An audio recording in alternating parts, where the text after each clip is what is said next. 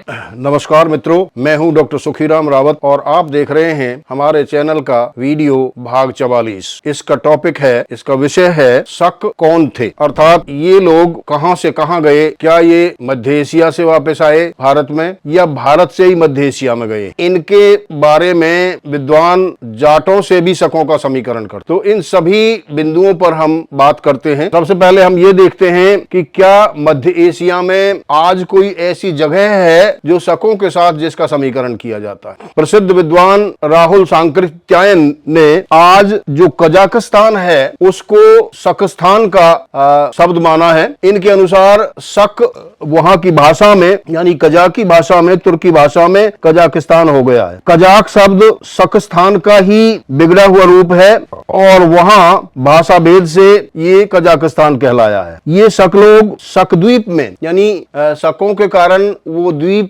शकद्वीप कहलाया, और शकद्वीप में रहने के कारण ही जो बाद के कुछ कबीले वहां पहुंचे, शिवी वगैरह, उनको भी शक कहा गया। ये लोग संस्कृत मिश्रित भाषा बोलते थे और भगवान शिव की उपासना करते थे। शिवियों के कारण शकद्वीप को शिविस्थान, जो बिगड़कर कलटोड के अनुसार सीस्तान सीथिया भी कहा गया। कलटोड के अनुसार ग्रीक यानी यूनानी लोगों ने मध्य एशिया के शकद्वीप को शिवियों की वजह से सीस्तान और सीथिया कहना शुरू किया था। शिविस्थान का उच्चारण उन्होंने पहले सीस्तान किया और बाद में वही सीस्तान बिगड़कर सीथिया हो गया। वासुदेव शरण अग्रवाल के अनुसार शिवियों का एक अलग संघ था जिसे आयुधजीवी संघ में शामिल किया गया। थोड़ा सा यहाँ पर एक बात हमें क्लियर करनी है कि जिस समय की ये बात हो रही है उस समय कोई देश नहीं था, यानी मध्य एशिया या एशिया या और इस तरह के जो कॉन्टिनेंट्स थे ये नाम नहीं थे,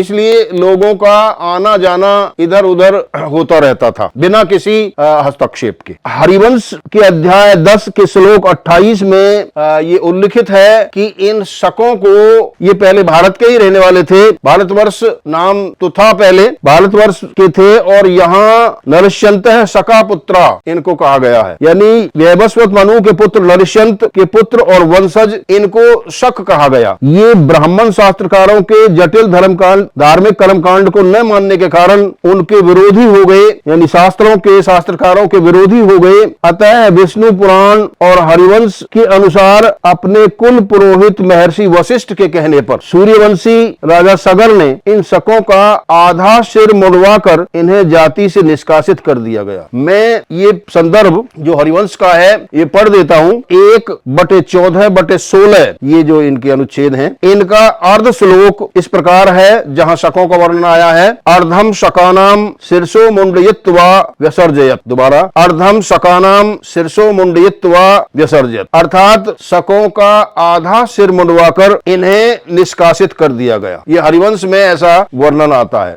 अतः विष्णु पुराण और हरिपुराण, हरिवंश पुराण के अनुसार अपने कुल पुरोहित महर्षि वशिष्ठ के कहने पर सूर्यवंशी राजा सगर ने इन शकों का आधा सिर मुंडवाकर इन्हें जाति से निष्कासित कर दिया। परिणाम स्वरूप ये भारत से निकलकर मध्य एशिया, यानी मध्य एशिया आज का नाम है, उस समय नाम नहीं था। परिणाम स्वरूप ये भारत से निकलकर मध्य एशिया में कश्यप सागर, यानी कैस्पियन सागर, जिसे अब कैस्पियन सागर कहा जाता है, के उत्तर पूर्व में जाकर बस गए। जिस स्थान पर ये लोग बसे वह स्थान इनके नाम के आधार पर शकद्वीप कहलाया। शकों का स्थान होने के कारण इसे शकस्थान भी कहा गया। महाभारत आदि ग्रंथों में शकों के कुल पुरोहित ब्राह्मणों को मग ब्राह्मण कहा गया, जो इनके साथ बाद में ईरान में भी आए। मध्य एशिया में शकस्थान उत्तरवर्ती काल में भाषा भेद के कारण अपभ्रंश होकर कजाकिस्तान बन गया। इन शकों के नाम पर इस समय भी रूस के सुदूर पूर्व में आर्कटिक महासागर के तटीय क्षेत्र में रूस का एक गणराज्य है जिसे शक गणराज्य कहा जाता है। इस गणराज्य को स्थानीय भाषा में यकूतीय गणराज्य कहा जाता है, यकूतिया गणराज्य से कहा जाता है।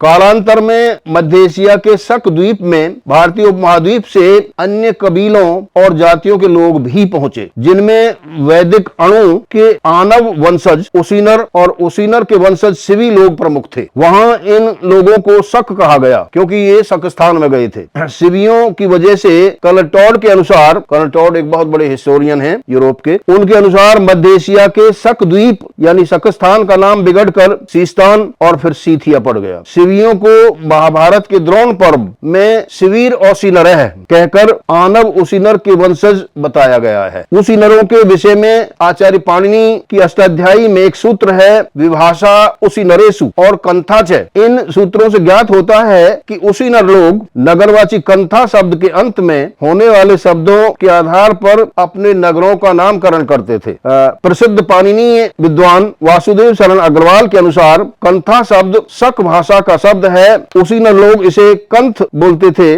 और यही कंथ शब्द भाषा भेद के कारण मध्य एशिया में सोगदी भाषा से कंद बोला गया। यही कारण है कि मध्य एशिया में इस समय हमें बहुतायत में कंथांत यानी कंदांत नगरों का नामकरण मिलता है, जैसे समरकंद, यारकंद, ताशकंद, चिमकंद, पंजकंद, पायकंद आदि। यानी इन विद्वानों के अनुसार कंथा से बिगड़कर कंद बना और फिर कंद से अंत होने वाले बहुत सारे नगर हमें वहां मिलते हैं। ये उदाहरण हमने दिए हैं अभी, समरकंद, यारकंद, ताशकंद, चिमकंद, पंजकंद, पायकंद आदि। इन भाषा वैज्ञानिक तथ्यों के आधार पर ऐसा प्रतीत होता है कि मध्य एशिया के इन उपर्युक्त कंथांत यानी कंदांत नगरों को किसी कालखंड में वहां आबाद होकर उसीनर लोगों ने और फिर उनके वंशज शिवी लोगों ने बसाया होगा। ऐसी संभावना की जाती है कि ऋग्वैदिक काल में रावी नदी के तट पर हुए प्रसिद्ध दासराज्य युद्ध में ब्रह्मावर्त के राजा सुदास से परास्त होने के बाद शिवीगण के कुछ लोग पश्चिमोत्तर भारत के से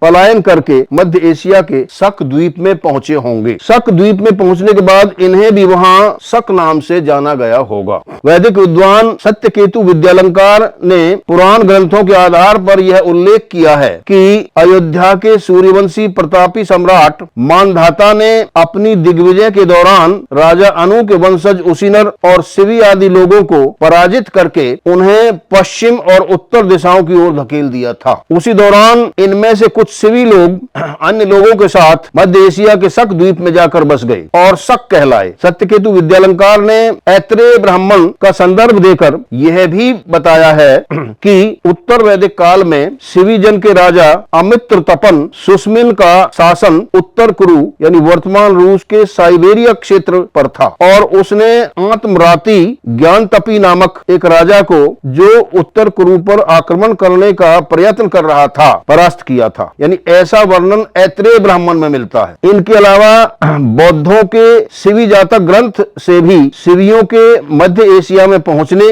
और वहां शक कहलाने के का अनुमान लगाया जा सकता है।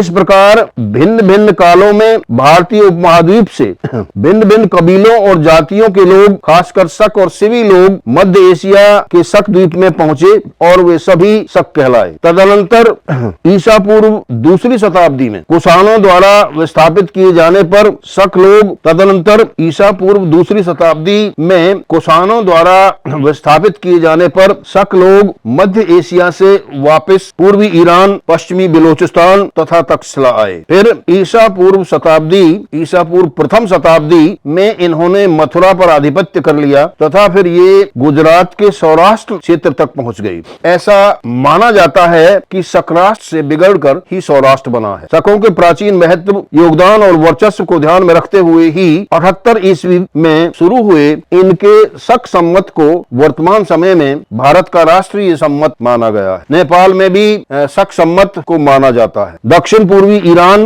और पश्चिमी बलोचिस्तान में भी शकों यानी शिवियों का स्थान शक-स्थान कहलाया, जिसे शिविस्तान, सीस्तान और सीथिया कहा गया। राजा कुषाणों का जो राजा था कनिष्क, उन्होंने भी शक सम्मत को अपनाया और फिर इनका प्रचार भी किया। शकों के बारे में जाटों से इनका समीकरण किया जाता है। वो मैं श्लोक पढ़ देता हूँ। मनुस्मृति का श्लोक है 10वें अध्याय का। वो श्लोक है, सनकईस्तु क्रियालोपात इमा क्षत्रिय जातये वृषलत्वम गता लोके ब्रह्मणा दर्शनेन च। इसका मतलब है कि शक लोगों ने धीरे धीरे जो धार्मिक क्रियाकलाप थे उनको छोड़ दिया और फिर ब्राह्मणों का संपर्क भी इन्होंने छोड़ दिया। इस वजह से इन्हें संसार में वृषल कहा गया, यानी ये वृषल क्षत्रिय कहलाए। और ये वृषल क्षत्रिय शक आदि बहुत सारे जो हैं कबीले, इन शकों को कर्नल टॉड ने जाटों से इनका समीकरण किया है। अतः जाटों को क्षत्रिय माना है पर साथ में वृषल भी कहा गया। इस प्रकार हम निष्कर्ष निष्कर्ष निकालते हैं कि